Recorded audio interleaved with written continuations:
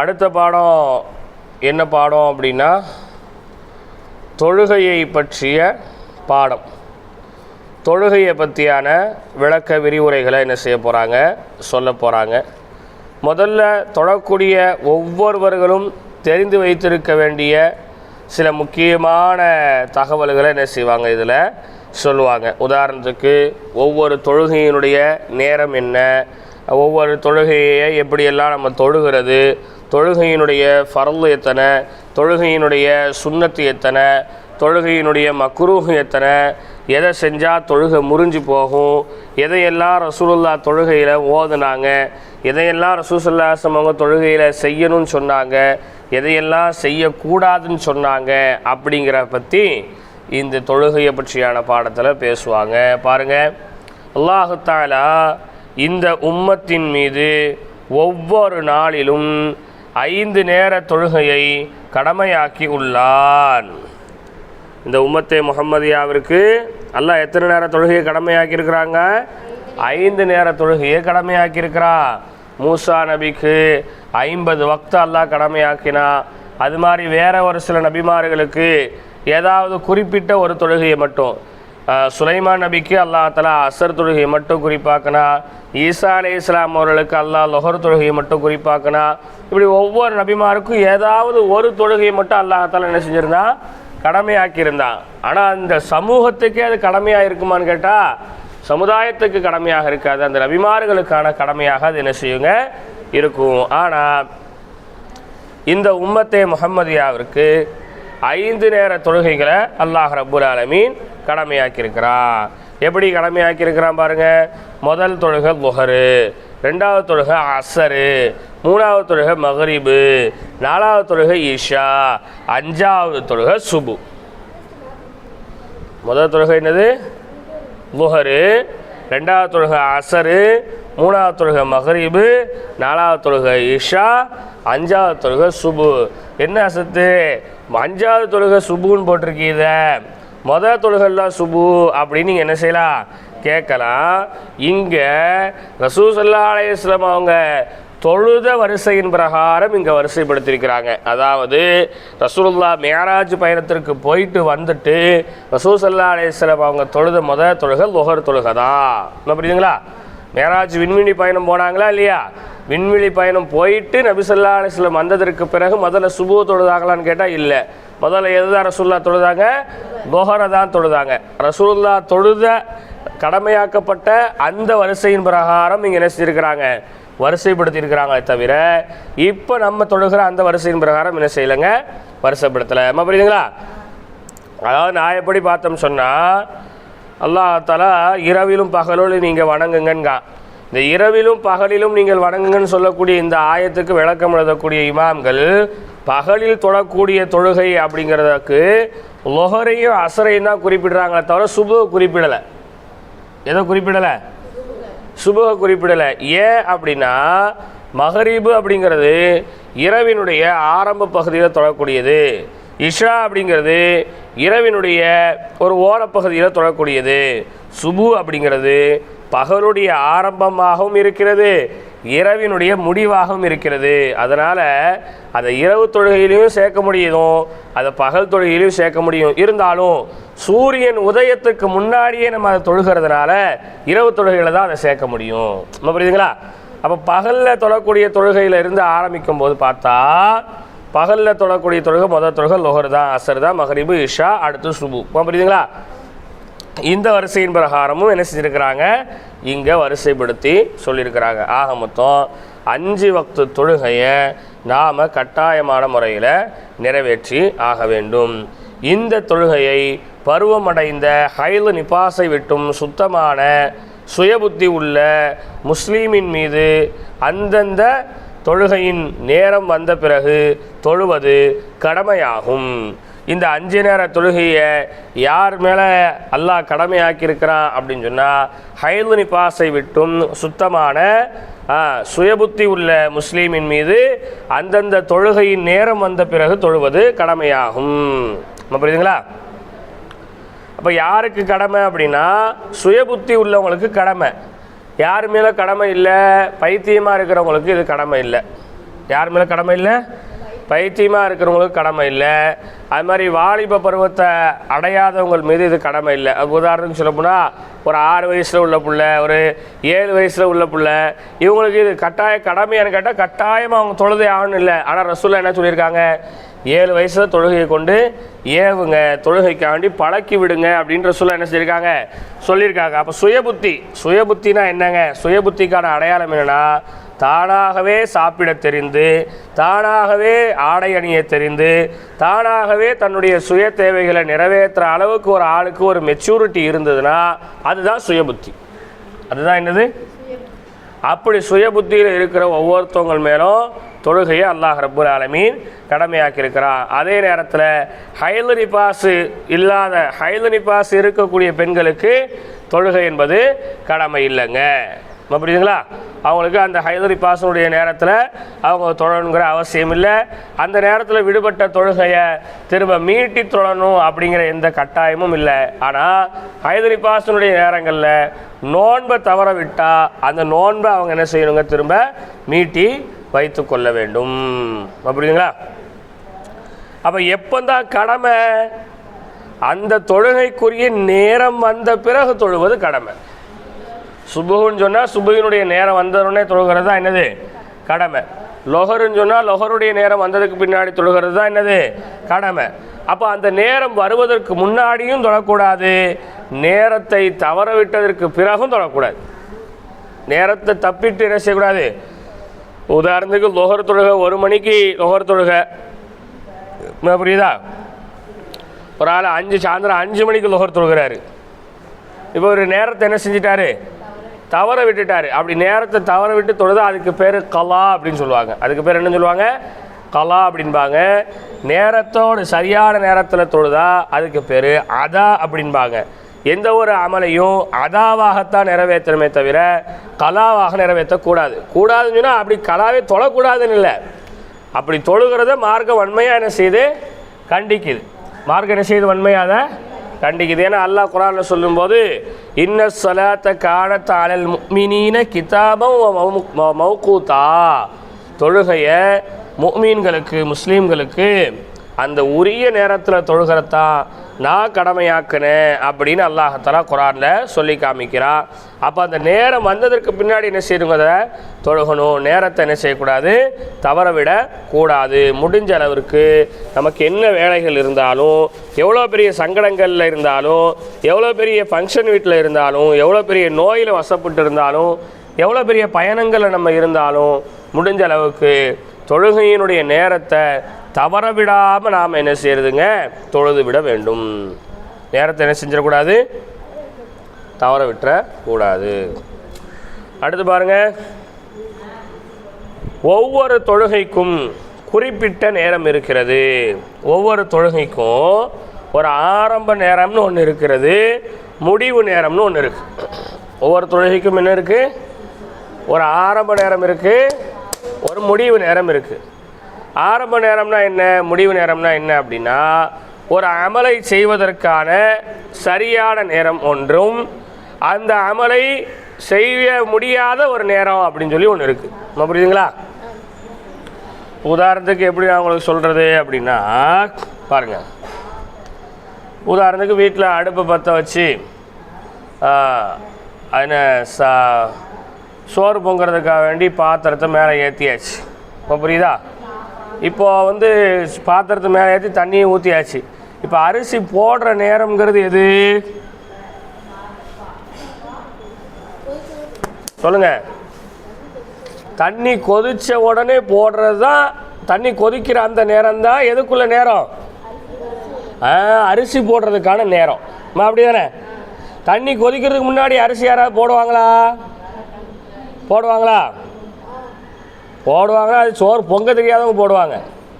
யார் போடுவாங்க? சோறு பொங்க தெரியாதவங்க, சமையலில் சோம்பேறித்தனமாக இருக்கிறவங்க என்ன செஞ்சுருவாங்க? போட்டுருவாங்க.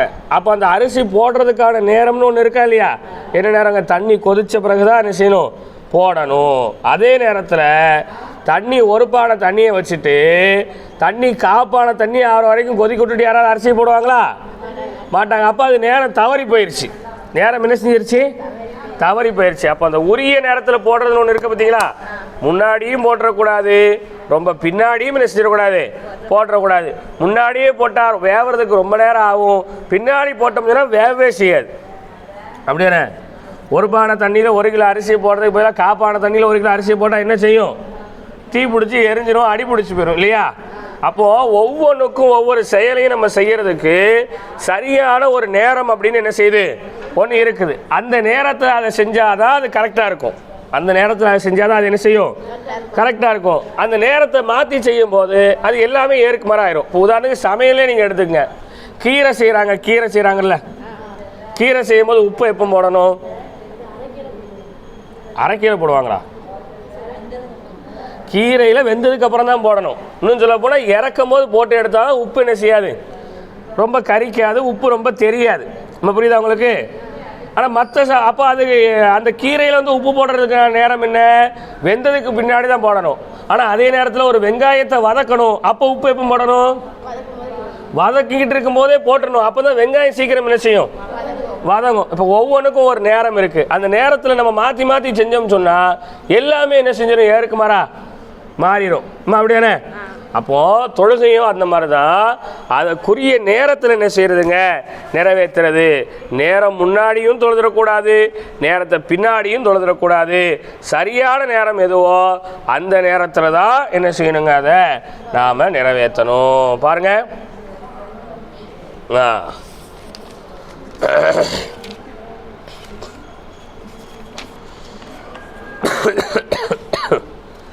அப்போ எல்லாம் சமையல் தெரிஞ்சவங்க தானே எல்லாரும். பாருங்க, லுஹருடைய நேரம் சூரியன் நடுவானத்தை விட்டும் சாய்ந்ததிலிருந்து சூரிய உச்ச நிழலுக்கு பிறகு ஒரு பொருளின் நிழல் அதைவிட 1 மடங்கு அதிகமாகும் வரை. இப்போ லுஹர் தொழுகையினுடைய நேரம் என்ன அப்படின்னு கேட்டால் நீங்கள் எல்லாரும் சொல்லியிருக்க 12:40 அப்படின்னா சொல்லுவோம். என்னன்னு சொல்லுவோம்? ஏன் அப்படின்னா 12:40 இப்போ போர்டு இருக்குது, 12:40க்கு எல்லா பக்கம் பாங்கு சொல்கிறாங்க. அப்போ நமக்கு தெரிஞ்சிடும். இப்போ நீங்கள் என்ன செஞ்சிட்டீங்க, ஆளே இல்லாத ஒரு இடத்துக்கு போயிட்டீங்க, உங்கள் கையில் வாட்சும் இல்லை, டைமும் பார்க்க முடியாது, ஆனால் தொழணும். அப்போ எப்படி தொழுவீங்க அப்படின்னா, லுஹருடைய நேரம் என்ன தெரியுமா, சூரியன் நடுவானத்தில் இருந்து சாய்ந்ததிலிருந்து, சூரியன் இருக்கு இல்லையா, சூரியன் உச்சி வெயிலில் இருந்து சாஞ்சிருக்கணும். உச்சி வெயில் எத்தனை மணிக்கு அடிக்கும் சொல்லுங்க, உச்சி வெயில் எத்தனை மணிக்கு அடிக்கும்? 12 மணிக்கு என்ன செய்யும், உச்சி வெயிலுங்கிறது அடிக்கும். புரியுதுங்களா? அப்போ நடுவானத்தில் இருந்துன்னு சொன்னால் அந்த உச்சி வெயிலில் இருந்து நம்ம சொல்லுவோம்ல, உச்சி வெயில் அடிக்குது, ரொம்ப வெயில் அடிக்குது அப்படின்னு சொல்கிறோமா இல்லையா? அப்போ 12, அதாவது சூரியன் நடுவானத்திலிருந்து சாய்ந்ததிலிருந்து சூரிய உச்சநிழலுக்கு பிறகு, சூரியனுடைய அந்த உச்சி வெயில் அடிக்குதா இல்லையா, அந்த உச்சி வெயிலுக்கு பிறகு ஒரு பொருளின் நிழல் அதைவிட 1 மடங்கு அதிகமாகும் வரை. அதாவது ஆரம்ப நேரத்தையும் இங்கே சொல்கிறாங்க, முடிவு நேரத்தையும் சொல்கிறாங்க. புரியுதுங்களா? தொழுகையினுடைய ஆரம்ப நேரம் என்னங்க அப்படின்னா, சூரியன் வந்து உச்சி வெயிலில் இருந்து நடுவானத்தில் இருந்து சாய்ந்ததில் இருந்து லுஹர் தொழுகை என்ன செஞ்சிடும், ஸ்டார்ட் ஆயிரும். புரியுதுங்களா? அதாவது 12 மணிக்கு இந்த பக்கம், எத்தனை மணிக்கு இந்த பக்கம், நடுவானத்திலிருந்து சாஞ்சிருச்சுன்னு சொன்னாலே 12:15 12:25 வரைக்கும் என்ன செஞ்சிடும், வந்துடும். புரியுதுங்களா? அதாவது 11:40 இருந்து 20 நிமிஷத்துக்கு அது சூரியன் உச்சியில் இருக்கும். புரியுதுங்களா? 11:40 உச்சிக்கு என்ன செய்ய ஆரம்பிச்சிடும், ஏற ஆரம்பிச்சிடும்.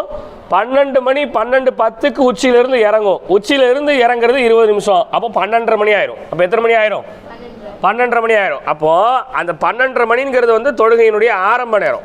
12 மணிங்கிறது 12:30 மணிங்கிறது எதனுடைய நேரம், தொழுகையினுடைய ஆரம்ப நேரம். அதே நேரத்தில் சூரிய உச்சநிழலுக்கு பிறகு ஒரு பொருளின் நிழல் அதைவிட 1 மடங்கு அதிகமாகும் வரை. அதாவது அதுக்கப்புறமா அதனுடைய தொழுகையினுடைய முடிவை சொல்கிறாங்க. தொழுகையினுடைய நேரத்தினுடைய முடிவு இருக்கா இல்லையா, அந்த முடிவு எப்போங்க அப்படின்னு சொன்னால் சூரியனுடைய அந்த நிழல் வந்து ரொம்ப உச்சிக்கு போயிடக்கூடாது, அதாவது ரொம்ப சூரியன் என்ன செஞ்சிடக்கூடாது, மறைஞ்சிடக்கூடாதுங்க. எது வரைக்கும் நீங்கள் தொழுதுக்கலாம் அப்படின்னா ஒரு குச்சையோ ஒரு கம்பையோ அல்லது வேற ஒரு பேனாவையோ எதையோ நீங்கள் பூமியில் நட்டு வச்சிங்கன்னு சொன்னால் அந்த பொருளை விட, நீங்கள் நட்டு வைக்கிற பொருளை விட அந்த பொருளினுடைய நிழல் ஒரு மடங்கு கொஞ்சம் பெருசாக தெரியணும். புரியுதா உங்களுக்கு? உதாரணம் ஒன்றும் இல்லை, நீங்கள் வந்து வீட்டில் போய் பண்ணி பாருங்கள். கையில் ஒரு பேனாவை எடுத்துக்கங்க, கையில் என்ன செய்யுங்க, ஒரு பேனாவை எடுத்துக்கங்க, சரியா? பேனாவை எடுத்துக்கிட்டு அந்த பேனாவை அப்படி நிப்பாட்டி வச்சுக்கோங்க. நிப்பாட்டி வச்சுக்கிட்டு மொபைல் ஃபோனில் டார்ச் லைட்டை ஆன் பண்ணி அந்த பேனாவுக்கு பின்னாடி நீங்கள் என்ன செய்ய லைட்டை வச்சிங்கன்னு சொன்னால் அந்த பேனாவுக்குன்னு ஒரு நிழல் வரும். பேனாவுக்குன்னு என்ன செய்யும், அந்த லைட்டை நீங்கள் கிட்ட கொண்டு போனீங்கன்னா அந்த நிழல் பெருசாகிக்கிட்டே போகும். லைட்டை கிட்ட கொண்டு போனால் என்ன செய்யும், நிழல் பெருசாகிட்டே போகும். அதாவது நீங்கள் வச்சிருக்கிற பொருளை விட நிழல் என்ன செய்யும், பெருசாக தெரியும். புரியுதுங்களா?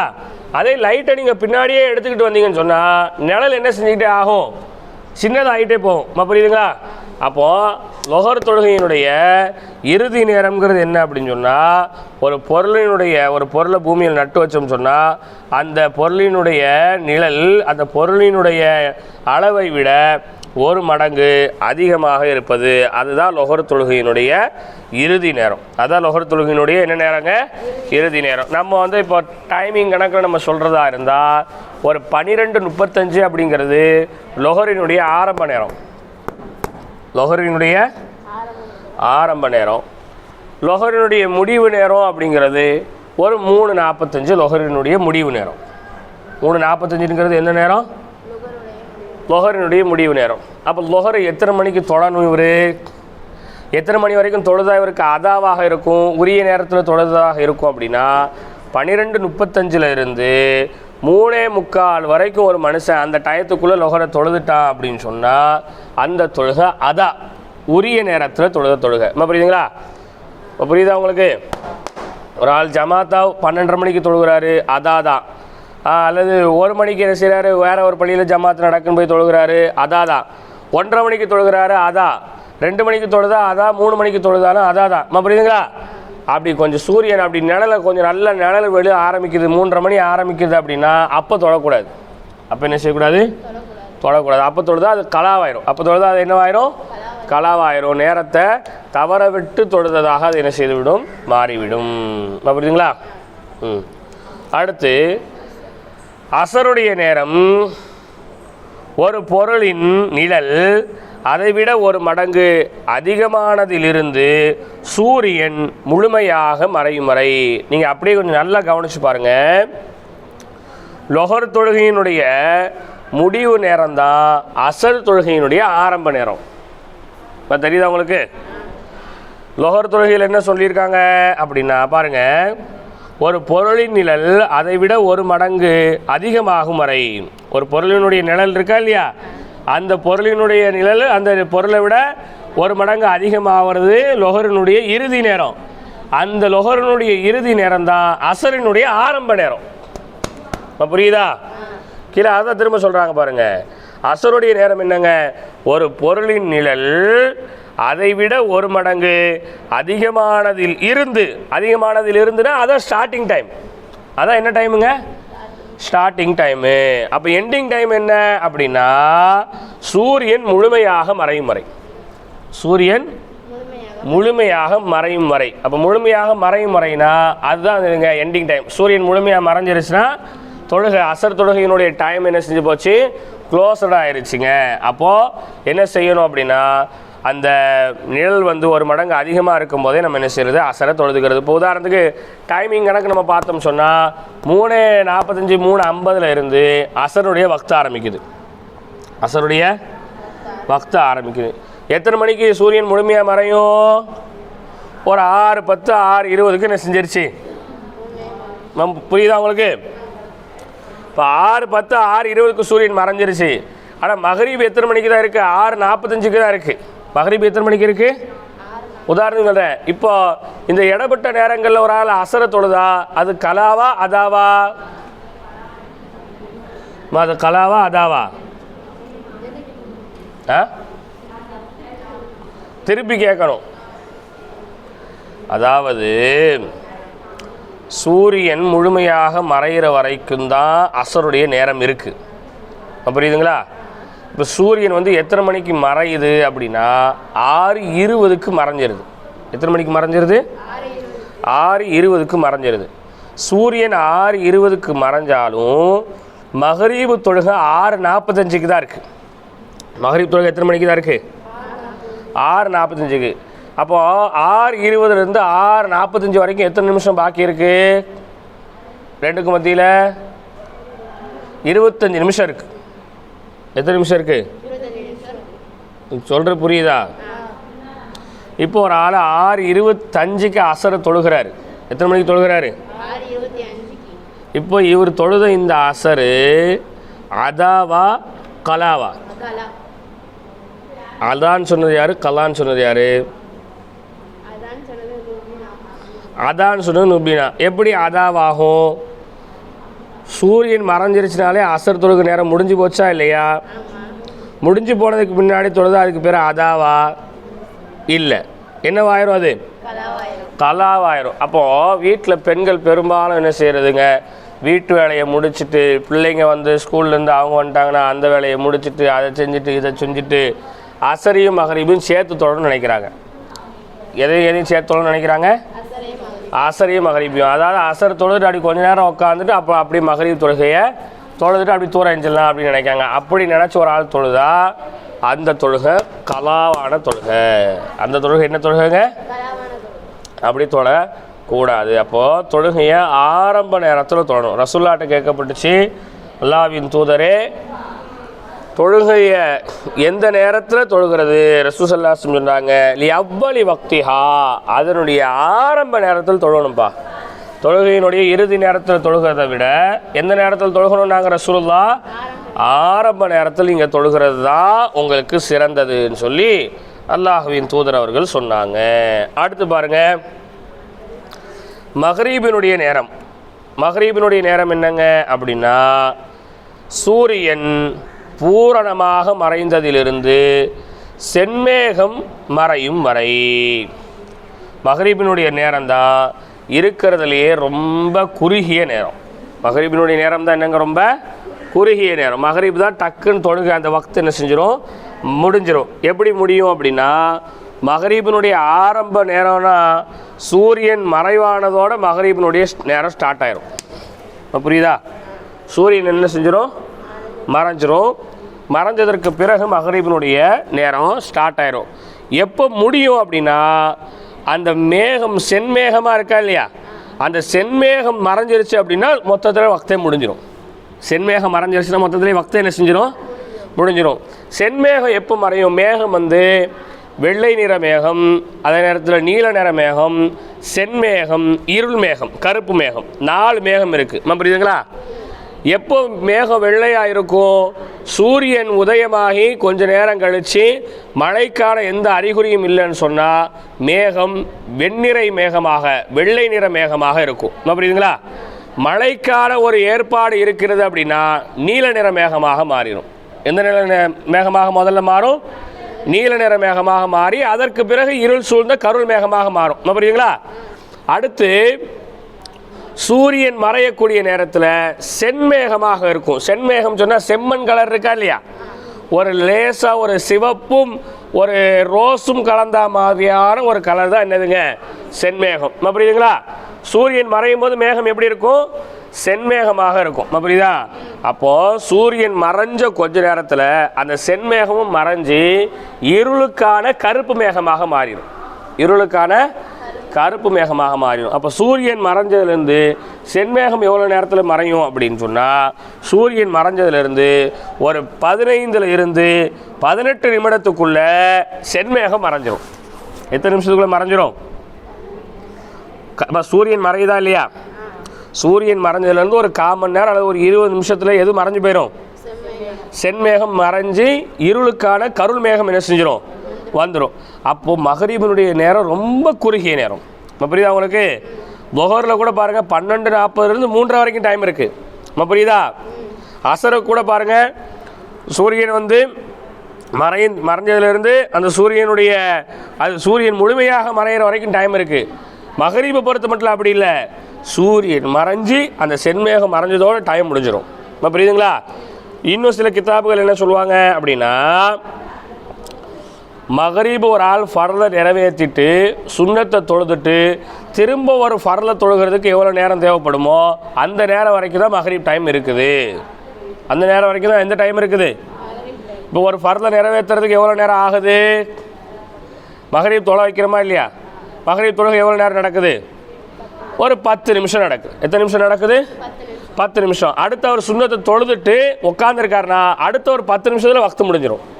அடுத்த ஒரு 10 நிமிஷத்தில் என்ன செஞ்சிடும்? வக்து முடிஞ்சிடும். புரியுதுங்களா? அப்போ மகரீபை மட்டும் என்றைக்குமே ரொம்ப தாமதப்படுத்தணும்னு நினைக்கக்கூடாது. இஷா வரைக்கும் டைம் இருக்குன்னு நினைக்கக்கூடாது. எது வரைக்கும் டைம் இருக்குன்னு நினைக்கக்கூடாது. பொதுவாகவே பொதுமக்கள் என்ன நினைக்கிறது, லொஹரு பாங்கு சொன்னதுலேருந்து அசர் பாங்கு சொல்கிற வரைக்கும் லொஹரை தொழுதுக்கலாம், அசர் பாங்கு சொன்னதுலேருந்து மகரீப் பாங்கு சொல்கிற வரைக்கும் அசரை தொழுதுக்கலாம், மகரீப் பாங்கு சொன்னதுலேருந்து இஷா பாங்கு சொல்கிற வரைக்கும் மகரீப் என்ன செஞ்சுக்கலாம்? தொழுதுக்கலாம். இஷாவை காலையில் சுபுவுக்கு முன்னாடி தொழுதுக்கலாம் அப்படின்னு நினைக்கிறாங்களா இல்லையா? அப்போ அப்படி கிடையாது. அதுக்குன்னு ஒரு ஸ்டார்டிங் டைம்னு ஒன்று இருக்குது, ஒரு எண்டிங் டைம்னு இருக்குது. அந்த ஸ்டார்டிங் டயத்தில் நம்ம தொழுகிறது தான் சிறப்பு, எண்டிங் டயத்தில் தொழக்கூடாது. புரியுதுங்களா? அப்படி தொழுதா அது கலாவாயிரும். அடுத்து இஷாவினுடைய நேரம் பாருங்கள். இஷாவினுடைய நேரம் சென்மேகம் மறைந்ததிலிருந்து வானில் மெய் வெண்மை ஃபஜர் சாதிக் உதயமாகும் வரை. மெய் வெண்மை அப்படின்னு சொன்னால் லேசாக ஒரு வெள்ளையாக தெரிகிறது மேகம். இப்போ புரியுது உங்களுக்கு? அப்போ இந்த சென்மேகம் மறையுது பார்த்தீங்களா? மகரீபு தொழுகை முடிஞ்சு ஒரு 20 நிமிஷத்துலேயே இஷா டைம் ஸ்டார்ட் ஆயிரும். எதனுடைய டைம் ஸ்டார்ட் ஆயிரும்? இஷாவுடைய டைம் ஸ்டார்ட் ஆயிரும். புரியுதுங்களா? மகரீப் முடிஞ்சு 1.5 மணி நேரம் கழிச்சு இஷா டைம் ஸ்டார்ட் ஆகாது. எதுலேயே ஸ்டார்ட் ஆயிரும்? ஒரு 20-25 நிமிஷத்துலேயே எது ஸ்டார்ட் ஆயிரும்? இஷாவினுடைய நேரம் ஸ்டார்ட் ஆயிரும். அப்போ ஸ்டார்ட் ஆனது வானில் மெய் வெண்மை ஃபஜர் சாதி உதயமாகும் வரைக்கும் அதனுடைய டைம் இருக்குது. அதாவது இப்படி வச்சுங்க, ஒரு 7 மணிக்கு இஷாவினுடைய 7-7:15 இஷாவினுடைய வக்து ஆரம்பித்து ஒரு 4 மணி வரைக்கும் இஷாவினுடைய டைம் இருக்குது. அதிகாலை 4 தஹஜ்ஜத் டைம் இருக்கா இல்லையா? அது வரைக்கும் எதனுடைய டைம் இருக்குதுங்க? அது வரைக்கும் ஒரு ஆள் 12 மணிக்கு இஷா தொழுதாலும் அதான், 2 மணிக்கு இஷா தொழுகிறார் நைட்டு சாமத்தில் அதான் விஷயம் இருக்கும். இருக்கிறதுலே ரொம்ப அதிகமான நேரம் கொண்ட ஒரு தொழுகைங்கிறது இஷா தொழுகை தான். புரியுதுங்களா? பாருங்கள், அடுத்து பாருங்கள். சூரியன் அடுத்து சுபுகினுடைய நேரம். சுபுக்கான நேரம் என்ன அப்படின்னா, ஃபஜர் சாதிக்கின் ஆரம்பத்திலிருந்து சூரிய உதயமாகும் வரை. அதாவது ஃபஜருடைய நேரமும் ரொம்ப குறுகிய நேரம். ஃபஜருடைய நேரம் எப்போ ஸ்டார்ட் ஆகுது அப்படின்னா, அந்த ஃபஜர் சாதிக்குன்னு சொல்கிறாங்க இல்லையா? ஃபஜர் சாதிக்குன்னு சொன்னால் மெய் வெண்மையான மேகம் தென்பட்டதில் இருந்து சூரியன் உதயமாகும் வரை. உதாரணத்துக்கு காலையில் ஒரு 4:30 மணியில் இருந்து ஒரு 6:10 6:20 வரைக்கும் தான் சுபுயினுடைய டைம் இருக்குது. சூரிய உதயம் எத்தனை மணிக்குன்னு பார்த்துக்கணும். புரியுங்களா? சூரிய உதயம் எத்தனை மணிக்குன்னு பார்த்துக்கணும். ஒரு ஆள் நல்லா கொரட்டை விட்டு தூங்கிட்டு 7 மணிக்கு எஞ்சி தொழுகிறாரு. சுபு அதாவா கலாவா? கலா. சுபு அதாவா கலாவான்னு கேட்டால் என்னது? கலா. ஒரு 6:35 6:40 தொழுகிறாரு. அதாவா கலாவா? கலா தான்.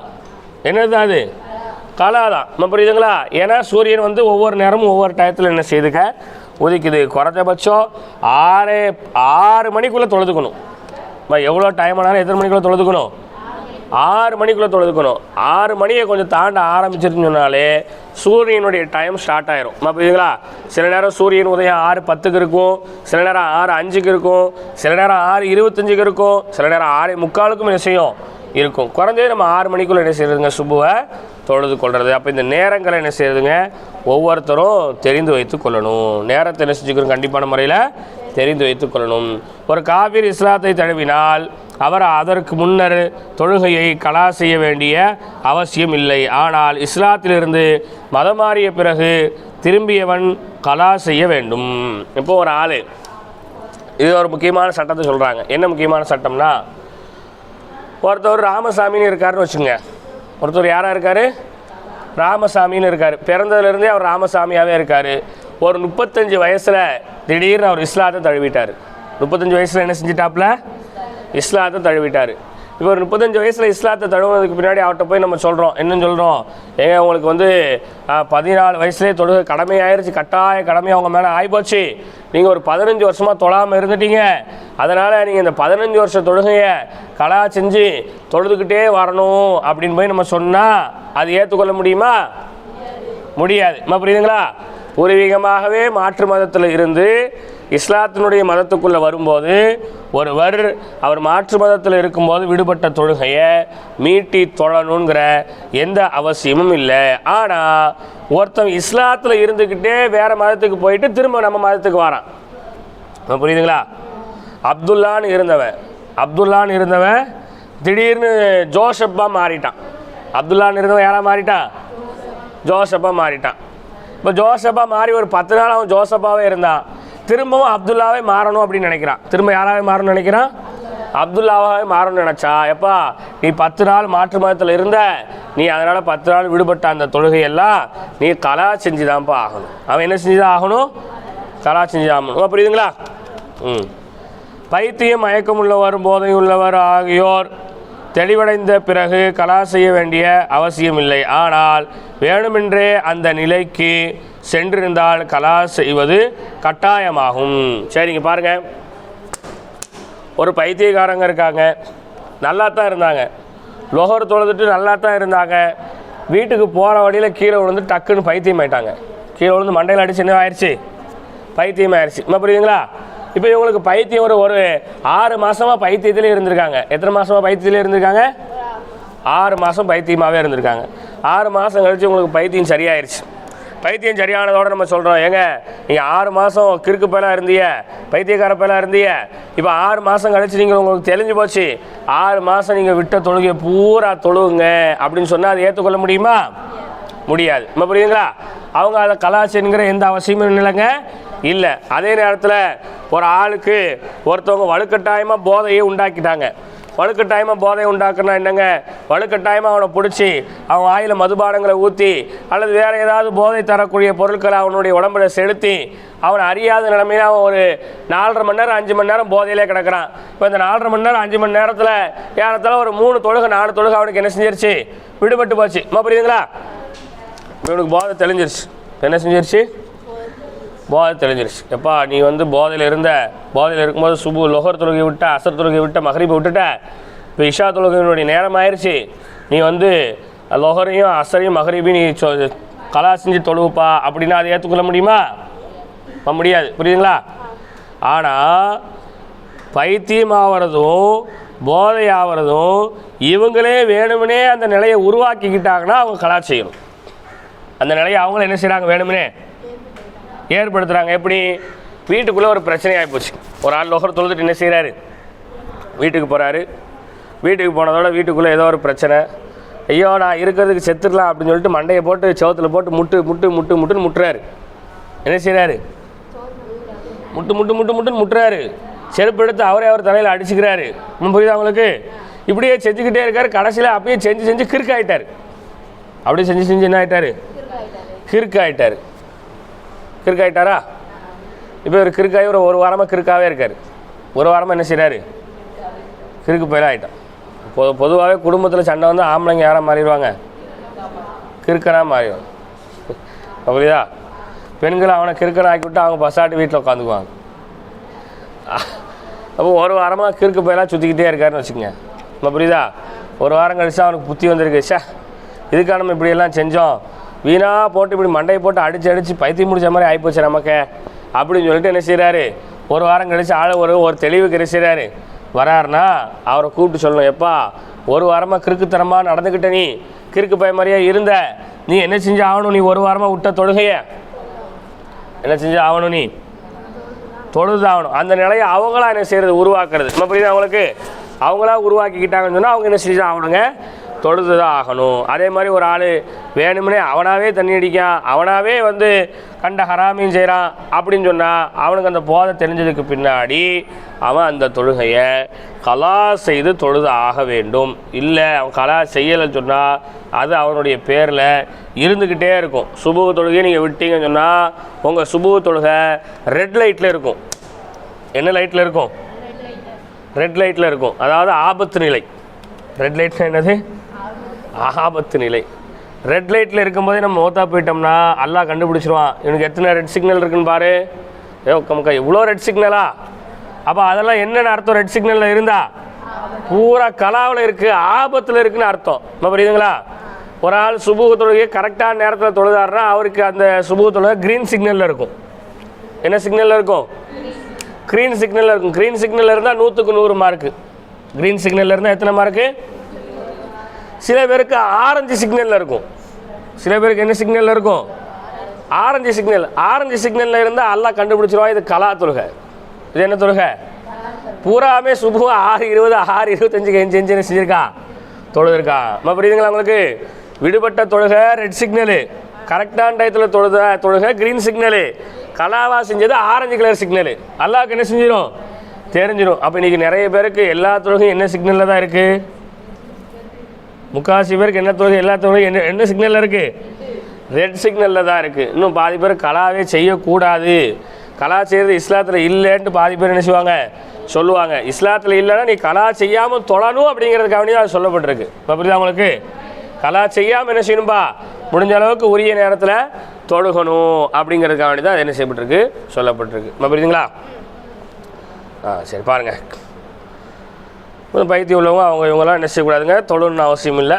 ஆனால் அந்த நிலையை அவங்க தானாக உருவாக்கிட்டாங்கன்னா என்ன செய்யணும்? அவங்க தொழுகணும். பாருங்கள், அடுத்து பாருங்கள். ஒரு சிறுவன் பருவமடைந்து விட்டால் அதற்கு முன்னுள்ள தொழுகைகளை கலா செய்ய வேண்டிய அவசியம் இல்லை. ஒரு சின்ன பையன் இருக்கான். சின்ன பையன் சொன்னால் 1 வயசில் இருந்து ஒரு 13 வயசு வரைக்கும் அவன் சின்ன பையன்தான்.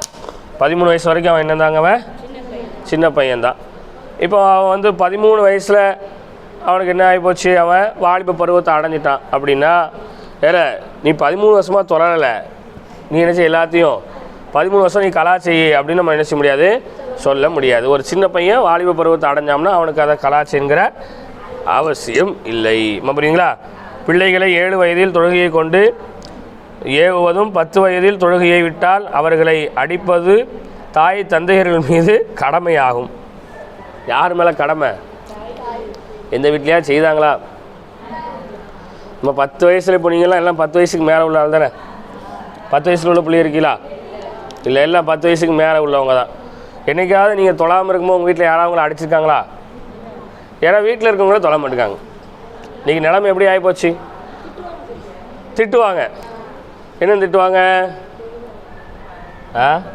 நான் தான் தொழ மாட்டேக்கேன், நீ ஏன் தொழுவும் திட்டுவாங்களா? ஓத போகிறேன் அதனால் தொழுவும் திட்டுவாங்க. ஓத போகலன்னா தொழ வேண்டாம், வீட்டில் இருந்துக்குன்றாங்க. அப்படியா? இப்போ திட்டுங்கிறது இப்போ ஓத வந்ததுக்கப்புறம் தான் வாங்குறீங்க, அதுக்கு முன்னாடி இல்லை. அப்படியா? சத்தத்தையே காணும். நல்லா தெரிஞ்சுங்க, ஓத போகிறவங்க தான் தொழணும், ஓதுனவங்க தான் பொறுமையாக இருக்கணும், ஓதுனவங்க தான் அப்படி இருக்கணும் இப்படி இருக்கணும்னு சொல்கிறாங்களா இல்லையா? ஓதுனவங்க தான் அப்படி இருக்குங்கிற எந்த கட்டாயமும் கிடையாது. எல்லா முஸ்லீமும் அப்படி தான் இருக்கணும். எல்லா முஸ்லீமும் எப்படி தான் இருக்கணும்? அப்படி தான் இருக்கணும். அந்த ஓதுனவங்களை மட்டும் ஒரு கார்னர் பண்ணி அவங்கள மட்டும் ஒரு டார்கெட் பண்ணி அவங்க மட்டும்தான் எல்லாத்தையும் செய்யணும்னு சொல்கிறதே முதல் தப்பு. அப்படி உங்கள்கிட்ட யாராவது சொன்னாங்கன்னா நீங்கள் சொல்லணும், ஓத போனாலும் ஓத போட்டாலும் தொழணும். நீயும் முஸ்லீம் தான், நானும் முஸ்லீம் தான். நீயும் அல்லாஹ்வை தான் கடவுள்னு ஏற்றிருக்கிற, நானும் அல்லாஹ்வை தான் கடவுள்னு ஏற்றிருக்கிறேன். உனக்கும் குரான் தான், எனக்கும் குரான் தான். உனக்கும் 6 அடி கபர் தான், எனக்கும் 6 அடி கபர் தான். அப்படி தானே? ஓதனவங்களுக்குன்னு சொல்லி வேறு யாரோ 2-3 அல்லாஹ் வச்சுருக்கோமா? நம்ம 2-3 அல்லாஹ் இருக்கா, அதனால் நீ தொழணும். நீ 4-5 குரானை ஓதிருக்கா, அதனால் நீ நல்லா தொழணும். உனக்கு மட்டும் கபர் 15 அடியில் அல்லாஹ் கொடுப்பா, அதனால் நீ அப்படி எதுவும் இருக்கா? இல்லை. எல்லாருக்கும் எல்லாம் ஒன்று தான். எல்லாருக்கும் எல்லாம் என்ன தான்? ஒன்று தான். நம்ம இதை படிக்கிறோம், அவங்க படிக்கலை. ஆனால் அவங்களுக்கு அந்த தொழுகையை பற்றியான விவரங்கள் தெரியும். அப்படிதானே? தொழணும் கட்டாய கடமைன்னு எனக்கு தெரியாதுன்னு இன்றைக்கி இருக்கக்கூடிய காலகட்டத்தில் யாராவது ஒரு ஆள் சொல்ல முடியுமா? சொல்ல முடியுமா? அப்போ கட்டாயம் தெரிஞ்சு அது செய்யாமல் இருந்தால் அது தப்பு தானே? தப்பு இல்லையா? ரொம்ப சிம்பிளாக உங்களுக்கு விளங்கிக்கோங்க. உங்கள் எல்லாருடைய வீட்லேயும் எல்லாரும் பெற்றவங்களும் அம்மா மாதிரி பீடி சுற்றுறாங்க. பீடி சுற்றுறாங்களா? பீடி சுற்றுறதுல தப்பு சரி அப்படின்னு இருக்குது. தப்பு சரின்னு இருக்கா இல்லையா? இருக்குது. எது தப்பு எது சரி? பீடி சுற்றுறது கூடுமா கூடாதா அது வேற. அப்படிதான் அவங்களுக்கு அது தனி வேற டாபிக். பீடி சுத்துறதுல தப்பு சரின்னு ஒன்று இருக்குது. பீடிக்குள்ள என்ன இருக்குது? பீடி வந்து கட்டையாக நெட்டையாக இருந்தால் அது தப்பு. அப்படி தானே? பீடிங்கிறது எல்லாமே என்ன சைஸில் இருக்கணும்? ஒரே சைஸில் இருக்கணும். மண்டை சிறுசாக பெருசாக இருந்தால் அது தப்பு. அப்படி தானே? மண்டை என்ன செய்யணும்? எல்லாமே கரெக்டாக இருக்கணும். ஒரு ஆளுக்கு பீடி எப்படி சுற்றணும்னு தெரியும், பீடி இப்படி இருந்தால் அது தப்புன்னு தெரியும். தெரிஞ்சுக்கிட்டே ஒரு பீடியை நெட்டையாகவும் ஒரு பீடியை கட்டையாகவும் ஒரு பீடியை கரெக்டான சைஸ்லையும் சுற்றி கொண்டு போனால் பீடி கம்பெனி மேனேஜர் என்ன செய்வார்? கட்டை நட்டையாக இருக்கிற பீடியெல்லாம் என்ன செய்வாங்க? கழிச்சிருவாங்களா இல்லையா? கழிச்சிருவாங்களா இல்லையா? அப்போது தப்பு சரின்னு எது தெரியப்பட்டுருச்சோ அதை நம்ம கரெக்டாக செய்யணும். இப்போ தொழுகிறது சரி அப்படின்னு எல்லாருக்கும் தெரியும், அப்படிதானே? தொழாமல் இருக்கிறது தப்பு அப்படிங்கிறது எல்லாருக்கும் தெரியும். தெரியுமா தெரியாதா? அப்போ கட்டையா நட்டையாக பீடி இருந்தால் இப்படி மேனேஜர் தூக்கி போட்டுருவாருன்னு தெரிஞ்சு யாராவது கட்டையா நட்டையாக சுற்றுவாங்களா? தான் ஒரு வேளை அப்படி சுற்றி இருந்தாலும் பக்கத்து வீட்டில் கொடுத்து சரி பாருன்பாங்க, அப்படிதானே? பக்கத்து வீட்டில் கொடுத்து என்ன செய்வாங்க? சரி பாரு. ஒருவேளை அதில் கட்டை நட்டை வந்துருச்சுன்னா ஓண்டிருந்து ஒரு கட்டை கொடு, நான் இன்னொரு நாளைக்கு உனக்கு ஒரு கட்டு தரேன் சொல்லுவாங்களா இல்லை?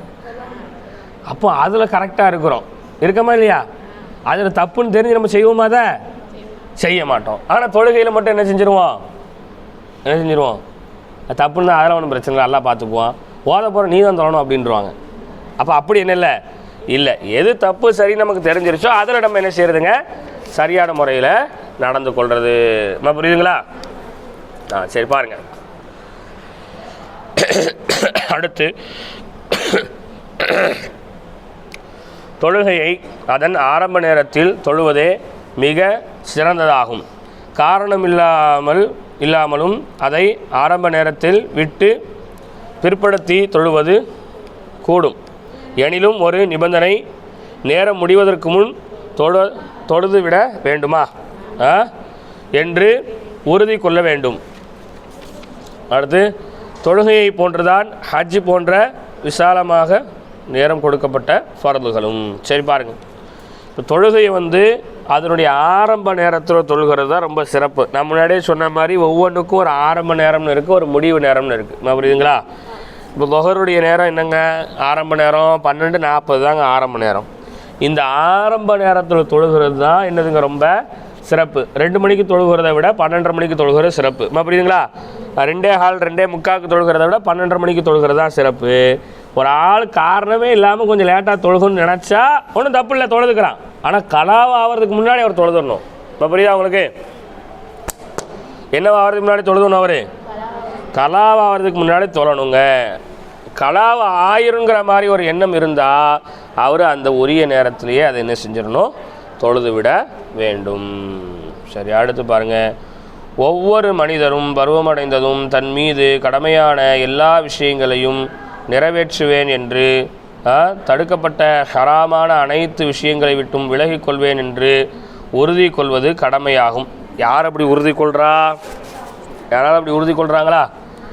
பருவம் வயதை அடைஞ்சதோட எல்லாரும் ஒரு முடிவுக்கு வரணும். யா அல்லாஹ், நான் உனக்கு முழுமையாக கட்டுப்பட்டு நடப்பேன், நீ என்னவெல்லாம் சொல்லியிருக்கியோ அது எல்லாத்தையும் செய்வேன், நீ எதையெல்லாம் செய்யக்கூடாதுன்னு சொன்னியோ அதை எதையுமே நான் செய்ய மாட்டேன் அப்படின்னு ஒவ்வொரு ஆளும் என்ன செய்யணுங்க? என்ன செய்யணும்? உறுதிமொழி எடுக்கணும். அப்படி உறுதிமொழி எடுக்கிறது என்னங்க? கட்டாய கடமை. இப்போ புரியுதுங்களா?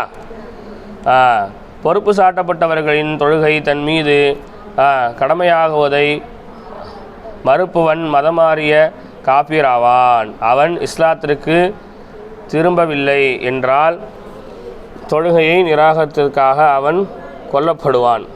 அவனுக்கு ஜனாசா தொழுகை வைக்கப்பட மாட்டாது. முஸ்லீம்கள் கபிரஸ்தானில் அவன் அடக்கம் செய்யப்பட மாட்டான். அதே சமயம் தொழுகை கடமையாகுவதை மறுக்காமல் காரணமின்றி அந்த நேரம் முடியும் வரை பிற்படுத்தி கலாவாக்கினால் அவன் பாவியாவான். மூமீனானவர் எனினும்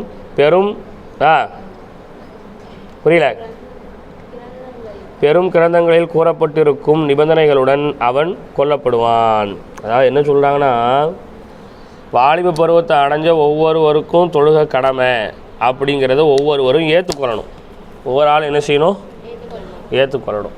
அப்படி ஒருத்தன் தொழுகெல்லாம் ஒன்றும் கடமை கிடையாது, போங்க எனக்கு இருக்கிற கஷ்டத்துக்கு தொழுகெல்லாம் எனக்கெல்லாம் ஒன்றும் கடமை இல்லை, உங்களுக்கு தான் கடமை சொல்கிறாங்களா? ஓதுறவங்க தான் தொழணுன்ட்டு சொல்கிறாங்களா? அப்படி சொன்னால் அவங்க யாராக மாறிடுறாங்க? கிட்டத்தட்ட மதம் மாறின காஃபிராகவே மாறிடுறாங்க. மதம் மாறியவர்கள் மாற்று மதத்தார்கள் இருக்காங்களா இல்லையா? அவங்களாவே அவங்க என்ன செஞ்சிடறாங்க? மாறிடுறாங்க. நான் எப்படி அவங்க எல்லாரும் என்ன செய்யணுங்காங்க? அவங்க எல்லாரையும் கொல்லணும்.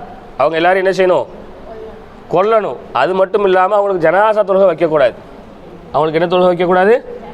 ஜனாசா தொழுகை வைக்கக்கூடாது. இன்னும் முஸ்லீம்களுடைய கபரஸ்தானில் அவங்கள அடக்கவும் கூடாது. முஸ்லீம்களுடைய கபரஸ்தானை என்ன செய்யக்கூடாது? அடக்கவும் கூடாது. அதே நேரத்தில் ஒரு ஆள் ஏற்றுக்கிறாரு, சரிதான் நீங்கள் சொல்கிறலாம் சரிதான், எல்லோரும் தான் தொழணும், எனக்கும் கடமைன்னு தெரியும், அதனால் என்ன செய்ய, இது எப்போ பார்த்தாலும் டைம் தப்பி போய்கிட்டே இருக்குது, வேணுமனே கலாவாக்குறது, காரணமே இல்லாமல் வேணுமனே என்ன செய்கிறது? தொழுகையை கலாவாக்கி தொழுகிறது. இப்படி கலாவாக்கி தொழுபவர் மூமின் தான், ஆனால் இவர் ஒரு பெரிய பாவி ஆவார். இவர் யாராக மாறிடுவார்? ஒரு பெரிய பாவியம்மா. ஒரு காரணத்தோடு ஒரு கலா செஞ்சுட்டா தப்பு இல்லை, காரணமே இல்லாமல் என்ன செய்யறது? கலா செஞ்சால் அவங்க பெரிய பாவி ஆயிடுவாங்க. அடுத்து நம்ம படிங்க.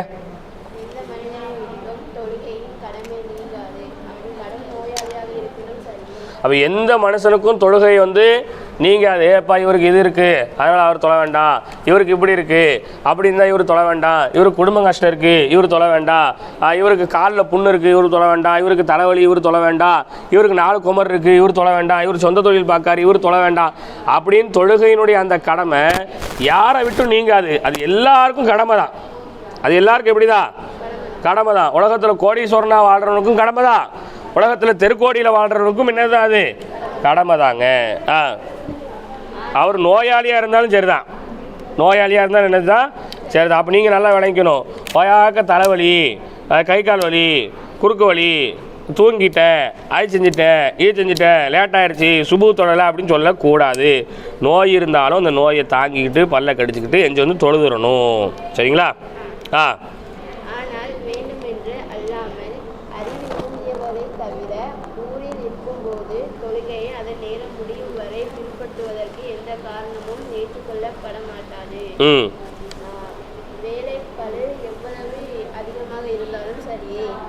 ஆனால் விளையாட்டாக அல்லாமல் தொழுகையை மறந்துவிட்டால் அல்லது அதன் நேரம் நுழைவதற்கு முன் தூங்கி நேரம் தவறிய பிறகு விழுந்தாலே தவிர ஒரு மனிதனுக்கு காரணமின்றி பரந்த தொழுகை தவறிவிட்டால் அது உடனடியாக கலா செய்வது வாஜிபாகும். காரணத்துடன் தொழுகை தவறி இருந்தால் அதனை தாமதமாகவாது கலா செய்வது கடமையாகும். ஏனினும் சிறந்தது என்னவென்றால் விரைந்து கலா செய்வதாகும். சரி, இப்போ என்ன சொல்கிறாங்க அப்படின்னா, தொழுகை யாருக்கும் விட முடியாது. அவர் நோயாளியாக இருந்தாலும் என்ன செய்ய முடியாதுங்க? விட முடியாது. ஆனால் அதே நேரத்தில் வேணும்னு இல்லாமல் அவருக்கே திடீர்னு ஒரு அறிவு நீங்கியவராக, திடீர்னு ஒரு புத்தி குழம்பியவராக அவர் மாறிட்டார் அப்படின்னு சொன்னால் அவர் தொழுகையை என்ன செஞ்சுக்கலாம்? பிற்படுத்திக்கலாம். அதே நேரத்தில் எவ்வளோதான் வேலைகள் இருந்தாலும் தொழுகையை நம்மளால் பிற்படுத்த முடியாது. ஒரே ஒரு டயத்தில் தான் தொழுகையை ஒரு மனுஷன் பிற்படுத்திக்கலாம். எப்போ அப்படின்னா, தொழுகையினுடைய வக்து வர்றதுக்கு முன்னாடி ஒருத்தன் தூங்கிட்டான். எப்போ தூங்கிட்டான்? இப்போ உதாரணத்துக்கு நான் பெரும்பாலும் தூங்குற நேரம் என்ன அப்படின்னா, ஒரு காலையில் ஒரு 11:30 மணிக்கு என்ன செஞ்சிடறோம்? படுத்துடுறோம். எத்தனை மணிக்கு படுத்துடுறோம்? ஒரு 11:30 மணி. 11:30 மணிக்கு படுத்துட்டேன், நல்லா அசந்து உறங்கியாச்சு. திடீர்னு நெஞ்சு பார்க்க மணி 4. நெஞ்சு பார்த்தா மணி எத்தனை? 4. இப்போ இந்த தொழுகை கலாவை ஆனதே எனக்கு என்ன செய்யாது? தெரியாது. இப்போ புரியுதுங்களா? இப்படி ஒரு ஆள் தொழுகையினுடைய வக்து வர்றதுக்கு முன்னாடி தூங்கி அவருக்கு கலாவை ஆயிடுச்சுன்னா அவர் எந்திரிச்ச உடனே அந்த தொழுகை என்ன செஞ்சுக்கலாம்? கலா செஞ்சு கொள்ளலாம். இப்போ புரியுதுங்களா? அதே நேரத்தில் ஒரு மனுஷன் காரணமே இல்லாமல் ஒரு ஃபர்து தொழுகையை அவர் என்ன செய்யக்கூடாது? கலா செய்யக்கூடாது. அப்படி கலா செஞ்சிட்டார்னா அதை உடனே நிறைவேற்றுறது வாஜிபு. அது உடனே நிறைவேற்றுறது என்னது? வாஜிபு. அதே நேரத்தில் ஒரு காரணத்தோடு ஒரு தொழுகை கலாவாயிருச்சுன்னா அதை கொஞ்சம் தாமதப்படுத்தி அவர் கலா செஞ்சாலும் போதுமானது. ஆனால் அவர் அதை கலா செஞ்சு ஆகணும். இருந்தாலும் சிறப்பு என்ன அப்படின்னா, கொஞ்சம் சீக்கிரமாக கலா செஞ்சு தொழுகிறது தான் என்னதுங்க? சிறப்பு. காரணமே இல்லாமல் என்னங்க, ஃபோனை கொஞ்சம் நேரம் பார்த்துக்கிட்டே இருக்கார். ஃபோனை என்ன செய்கிறாரு? சரி இப்போ தானே பாங்க சொல்லியிருக்கு, காம சொல்லாமல் போவோம். காமத்தானே சொல்லியிருக்கு, 2 ரக்காயத்து முடிஞ்சோன்னே போவோம். 2 ரக்காயத்து முடிஞ்சிருச்சே, இப்போ போனால் 4 ரக்காயத்து முடிஞ்சிருப்பே, ஒழிச்சிட்டு போகிறதுக்கு ஒன்று. சரி தனியாக தொழுதுக்குவோம். என்ன முடிவுக்கு வராரு? அப்புறம் தனியாக தொழுதுக்கும். அப்புறம் கொஞ்சம் நேரம் டிவியை பார்க்காரு. அப்புறம் வீட்டுக்கு அப்படியே ஆள் விட்டாங்க. அப்புறம் அப்படி சாப்பிட்டாரு. அப்புறம் கொஞ்சம் நேரம் அப்படி போனார், இப்படி போனார், வந்தார், வாங்கினார். கடைசியில் வக்து முடிஞ்சு போச்சு. கடைசியில் என்ன முடிஞ்சிருச்சு? இப்போ ஒரு கட்டாயம் உடனே கலா செஞ்சிடணும். உடனே என்ன செஞ்சிடணும்? கலா செஞ்சிடணும். அதே நேரத்தில் ஒரு ஆளுக்கு ஒரு காரணம் இருக்குது. என்ன காரணம்? ஒரு நோயாளியை அவர் தான் பார்த்துக்கணும். வீட்டில் அவங்க அம்மாக்கோ அப்பாக்கோ அல்லது கூட பிறந்தாருக்கோ யாருக்கோ உடம்பு சரியில்லாமல் இருக்குது. அப்போ அந்த நோயாளி அவர் தான் பராமரிச்சுக்கிட்டு இருக்காரு அப்படின்னு சொன்னால் அவர் கொஞ்சம் அவருக்கு அந்த தொழுகை கலாவாயிருச்சு அப்படின்னாலுமே கலாவானதை இன்னும் கொஞ்சம் தாமதப்படுத்தி கூட என்ன செஞ்சுக்கலாம்? அவர் கலா செஞ்சுக்கலாம். நம்ம புரியுதுங்களா? ஆனால் விரைந்து கலா செய்வது என்னதுங்க? ரொம்ப சிறப்பு. சரி, அப்போ இந்த நிபந்தனைகளை எல்லாம் தெரிஞ்சு வச்சுக்கோங்க. நோட்டுகளில் இந்த தொழுகையினுடைய நேரங்களை ரொம்ப சுருக்கமாக என்ன செஞ்சுக்கோங்க, எழுதி வச்சுக்கோங்க. அந்த நேரத்தில் சரியான முறையில் தொழுகிறதுக்கு முயற்சி எடுங்க. அப்போ இந்த சட்டங்கள்லாம் நம்ம படிக்கிறது எதுக்குன்னா, தொழுகையை உரிய நேரத்தில் உரிய சட்டத்தை பின்பற்றி சரியான வழிமுறைகளோடு நம்ம தொழுகையை நிறைவேற்றுறதுக்கு தான் இதை படிக்கிறோம். படிச்சுட்டு புத்தகத்தை மூடி வச்சுட்டு வீட்டில் கடந்து உறங்கிறதுக்கு நம்ம என்ன செய்யலை? படிக்கலை. நம்ம புரியுதுங்களா? சரி, அப்போ கவனமாக இருக்கணும். இப்போ இன்றைக்கி சுபு யாரெல்லாம் தொழுதுங்க?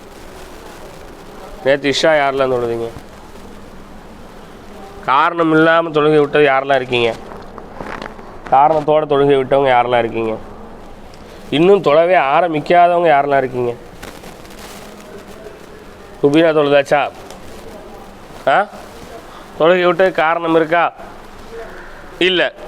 அது பாருங்கள், ஓதர நம்மளே இப்படி இருந்தால் எப்படி? பாத்திமா தொழுதாச்சா? எல்லா தொழுகையும் தொழுதாச்சா? வேறு யாருமா இருக்கா? வேறு யார்? நஃபீஸா தொழுதாச்சா? வரல. வேறு யார் இருக்கா? தாஹிரா தொழுதிங்களா? எல்லா தொழுகையும் தொழுதுட்டிங்களா?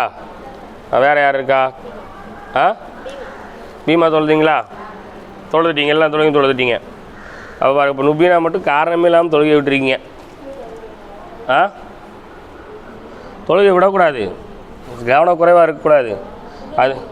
அது ஏதோ என்றைக்கோ ஒரு நாள் செய்கிற மாதிரி நிறைய பேர் நினைக்கிறாங்க. அதாவது நினச்சா தொழுதுக்கலாம் அப்படின்னு நிறைய பேர் நினைக்கிறாங்க. நம்ம புரியுதுங்களா? எந்த ஒன்றுமே இப்போ சில முக்கியமான விஷயங்கள்லாம் இருக்குது.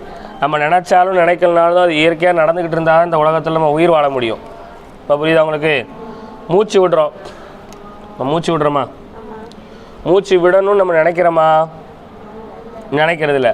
மூச்சை என்றைக்கா நிப்பாட்டி பார்க்கணும்னு நினைக்கிறோமா? நினைக்கிறதில்ல. நம்ம நினைக்கிறோமா? ஏன்னா அதெல்லாம் ஆட்டோமேட்டிக்காக நடந்தால் தான் நம்ம என்ன செய்ய முடியும்? உயிர். அது மாதிரி தான் ஒரு மூமின்கிறவன் தொழுகையை ஆட்டோமேட்டிக்காக அவன் நடத்திக்கிட்டே இருக்கணும். என்ன பிரச்சனை வந்தாலும் மூச்சு விடுற நம்ம நிப்பாட்டுவோமா? அல்லாஹ் காப்பாற்றணும். நமக்கு நெருங்கினவங்க ஒரு ஆள் மௌத்தா போயிட்டாங்க. அப்போ கூட மேல் மூச்சு கீழ் மூச்சு வாங்கி தான் அழுவோம். அப்படி தானே? மூச்சு மௌத்தா போயிட்டு மூச்சு நிப்பாட்ட முடியுமா? கொஞ்சம் நேரம் முடியுமா? இதய துடிப்பு இருக்குது. இது என்ன கழுதை ஒரே துடிச்சிக்கிட்டே இருக்கு, கொஞ்ச நேரம் நில்லு அப்படி நிப்பாட்ட முடியுமா? முடியுமா? நிப்பாட்டினா என்ன ஆகும்? செத்தே போயிடுவோம். என்ன ஆயிடுவோம்? செத்தே போயிடுவோம். இப்போ புரியுதா உங்களுக்கு? அது மாதிரி கண் இருக்குது. கரெக்டாக நைட்டு நேரம் ஆனால் ஆட்டோமேட்டிக்காக க்ளோஸ் ஆகுதா? ஏதாவது சென்சார் இருக்கா அதுக்கு? இப்போ கண்ணுக்கு ஏதாவது சென்சார் இருக்கா? டைமிங் எதுவும் நம்ம செட் பண்ணியிருக்கோமா? நைட்டு 9:30 10 11 மணி ஆன உடனே ஆட்டோமேட்டிக்காக கண்ணு மூடணும், காலையில் டைம் வந்தோன்னே ஆட்டோமேட்டிக்காக கண்ணு திறக்கணும், ஏதாவது சென்சார் டைம் செட்டிங்ஸ் எதுவும் இருக்கா? இல்லை. இதெல்லாம் ஆட்டோமேட்டிக்காக நடந்தால் தான் நம்ம யாராக இருக்க முடியும்? மனுஷனாக இருக்க முடியும். அப்படி தானே? அப்போ தொழுகையும் அதே மாதிரி தான். இப்போ இந்த ஆட்டோமேட்டிக்காக நடக்கிறதுலாம் என்ன பிரச்சனை வந்தாலும் இதெல்லாம் ஆட்டோமேட்டிக்காக நடந்துக்கிட்டே இருக்குது. இதெல்லாம் எப்படி நடந்துக்கிட்டே இருக்குது? ஆட்டோமேட்டிக்காக நடக்குது. அப்போ தொழுகையும் அந்த மாதிரி நமக்கு ஒரு ஆட்டோமேட்டிக்காக மாறிடணும். என்ன பிரச்சனை ஆனாலும், என்ன நோய் வந்தாலும், என்ன மழை பெஞ்சாலும், என்ன வெயில் வந்தாலும், என்ன இன்பம் வந்தாலும், என்ன துன்பம் வந்தாலும், என்ன கஷ்டம் வந்தாலும், எந்த இடத்துக்கு போனாலும், எப்படி இருந்தாலும் தொழுகை ஒரு ஆட்டோமேட்டிக்காக நம்மளுடைய உடல் உறுப்புகள் எப்படி செயல்படுதோ அது மாதிரி தொழுகையை நம்ம செயல்படுத்த ஆரம்பிச்சிட்டோம் சொன்னால் நாம தான் வெற்றி பெற்ற மூமின். அப்படி நமக்கு தொழுகை இருக்கா? இப்போ அப்படி இருக்கா? இல்லை. நீங்கள் எந்த பயணத்தில் வேணால் போங்க, எந்த வீடுகளுக்கு வேணால் போங்க, வாழ்க்கையில் என்னன்னாலும் நீங்கள் ஜாலியான முறையில் இருக்கலாம். ஆனால் தொழுகை நேரம் வந்துருச்சுன்னா அதை எல்லாத்தையும் உடனே மறந்துட்டு தொழுகையை நிறைவேற்றிடணும். புரியுதுங்களா உங்களுக்கு? தொழுகையை நிறைவேற்றாமல் இருக்கக்கூடாது. உங்களுக்கு அதனால தான் அல்லாஹ் தஆலா ஒட்டுமொத்த பூமியுமே உங்களுக்கு அல்லாஹ் தொழுகும் இடமாக ஆக்கியிருக்கிறான். இந்த ஒட்டுமொத்த பூமியுமே நமக்கு என்னது தான்? தொழுகும் இடம் தான். அவங்க வீடு தான் உங்களுக்கு தொழுகும் இடம்னு இல்லை, இப்போ பள்ளியாசல் தான் உங்களுக்கு தொழுகும் இடம்னு இல்லை, உங்கள் மதரசா தான் உங்களுக்கு தொழுகும் இடம்னு இல்லை, இந்த இடம் தான் தொழுகும் இடம்னு இல்லை. எந்த இடமெல்லாம் சுத்தமாக இருக்கோ அந்த இடமெல்லாம் நமக்கு தொழுகிற இடம் தான். அந்த இடமெல்லாம் என்ன தான் நமக்கு? இப்போ எல்லாருமே ஒரு பெரிய ஊருக்கு போறீங்க, ஒரு 1ஆம் தேதி போகிறீங்க. 1ஆம் தேதி எங்கே போகிறாங்க? எல்லாம் போகிறாங்க. இப்போ காலைல அதிகாலையில் வேன் எடுத்து கிளம்பியாச்சு, நைட்டு கிளம்பியாச்சு. வேனில் போய்கிட்டு இருக்கும்போதே லொஹர் நேரம் வந்துருச்சு. வேனில் போய்கிட்டு இருக்கும்போது என்ன டைம் ஆயிடுச்சு? லொஹருக்கு டைம் ஆயிடுச்சு. உடனே ஒரு சல்லாவை வேனுக்குள்ளே விரிச்சு தொழுத வேண்டியதான். வேனுக்குள்ளே விரிச்சு என்ன செஞ்சிட வேண்டியதான்? என்ன செஞ்சிட வேண்டியதான்? தொழுத வேண்டியதான். ஆனால் ஒழு இருக்கணும். ஆனால் என்ன இருக்கணும்? அவருக்கு ஒது இருக்கணும். தொழுகையினுடைய நேரம் வந்திருக்கணும். தொழுகையினுடைய நேரம் வந்திருக்கணும். அவருக்கு அந்த நேரத்தில் கிபிலா தேசை, அந்த தேசம், இந்த தேசம்னு எதையும் அவர் பார்க்க தேவையில்லை. இப்போ புரியுதா உங்களுக்கு? வேன் ரன்னிங்லேயே போய்கிட்டு இருக்கு, வேன் நிப்பாட்ட மாட்டேன்ட்டாங்க. இப்போ புரியுதா உங்களுக்கு? வேனு போய்கிட்டே இருக்குன்னு அவர் கிபிலாவால் என்ன செய்யணும் தேவையில்லை, பார்க்கணும் தேவையில்லை. இப்போ புரியுதுங்களா? நீயத்தை வச்சு அல்லாஹ் அக்பர் தக்பீர் கட்ட வேலை முடிஞ்சிருச்சு. ஆனால் வேனை நிப்பாட்டிட்டாங்க அப்படின்னா கிபிலாவை பார்த்து தொழணும். வேனை நிப்பாட்டிட்டாங்கன்னு சொன்னால் என்ன செஞ்சிடணும்? கிபிலாவை பார்த்து தொழணுங்க. சரி, அப்போ எந்த நேரத்துலையும் எதுக்காகவும் யாருக்காகவும் எப்போதும் தொழுகையை விடவே கூடாது. ஏன்னா நம்ம படைக்கப்பட்டதனுடைய நோக்கமே அல்லாஹ் சொல்லும்போது இந்த மனித வர்க்கத்தையும் ஜின் வர்க்கத்தையும் இல்லால் யாபுதூன், என்னை வணங்குவதற்காக மட்டும்தான் நான் படைச்சிருக்கேன்னு அல்லாஹ் சொல்கிறான். அப்போ அந்த முக்கிய நோக்கத்தை மறந்துட்டு நம்ம என்ன செஞ்சுட்டு இருக்கக்கூடாது, சுற்றிக்கிட்டு இருக்கக்கூடாது. அப்போ சட்டங்கள் நீங்கள்லாம் படிச்சிருக்கீங்கன்னா உங்கள் வீட்டில் இருக்கக்கூடிய பெரியவங்களுக்கு சொல்லணும். திருமணம் முடிஞ்சவங்களாக இருக்கிறீங்கன்னா உங்கள் வீட்டில் இருக்கக்கூடிய பிள்ளைகளுக்கு, கணவர்களுக்கு, அண்டை வீட்டாருக்கு இதெல்லாம் சொல்லிக் கொடுக்கணும். ஒரு ஆள் வந்து நேரம் வரதுக்கு முன்னாடியே தொழுகிறாரு, உங்கள் வீட்டில் ஒரு வயசான ஆச்சா இருக்குன்னு வச்சுக்குவோம். லொஹர் நேரம் 12:40 தான் லொஹர் நேரம் வருது. அந்த ஆச்சா 12 மணிக்கு உச்சி வெயிலில் தொழுகுது அப்படின்னா தொழக்கூடாது ஆச்சா அப்படின்னு சொல்லணும். 3 நேரத்தில் தொழுகிறது ஹராம். எத்தனை நேரத்தில் தொழுகிறது ஹராம்? 3 நேரத்தில் எந்த தொழுகையுமே தொழக்கூடாது. அது சுன்னத்தாகவும் இருக்கக்கூடாது, ஃபர்லாவும் இருக்கலாம், நஃபிலாவும் இருக்கலாம். எதுவாக இருந்தாலும் 3 நேரத்தில் தொழக்கூடாது. 1 சூரியன் உதயமாகும் நேரம், சூரியன் உதயமாகும் நேரம். 2 சூரியன் உச்சிக்கு வரும் நேரம். சூரியன் உச்சிக்கு வருதா இல்லையா 12 மணி, அந்த நேரத்தில் எந்த தொழுகையும் தொழக்கூடாது. இப்போ புரியுதுங்களா? 3 சூரியன் மறையும் நேரம். 3 என்னது? 3 சூரியன் மறையும் நேரம். இந்த 3 நேரத்தில் எந்த ஒரு தொழுகையுமே என்ன செய்யக்கூடாதுங்க, தொழுக கூடாது. அப்போ அதெல்லாம் நீங்கள் தெரிஞ்சு மற்றவங்களுக்கு என்ன செய்யறதுங்க, சொல்லியும் கொடுக்க வேண்டும் இன்ஷா அல்லாஹ். இதெல்லாம் நோட்டில் நீங்கள் நல்ல முறையில் எழுதி வைக்கணும். இப்போ படித்தோம் வச்சோம் போனோம் எஞ்சி போயிட்டோம்னு இருக்கக்கூடாது. புரியுதுங்களா?